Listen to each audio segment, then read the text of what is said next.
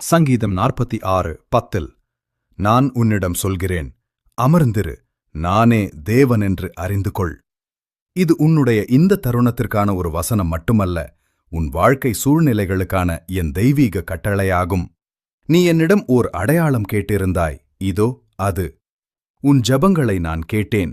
எல்லாம் நிச்சயமற்றதாக தோன்றினாலும் கட்டுப்பாடு என் கைகளில் இருப்பதை நான் உனக்கு நினைவூட்டுகிறேன். நீ இதை கேட்பது தற்செயலானது அல்ல. காரியங்கள் உனக்கு சாதகமாக மாறிப்போகப் போகின்றன என்பதற்கான உறுதி இது. நீ அதை இப்போது பார்க்காவிட்டாலும் நான் உனக்காக வழிவகுத்து விட்டேன். திரைக்குப் பின்னால் நான் உனக்கான ஏற்பாடுகளை செய்து கொண்டிருக்கிறேன்.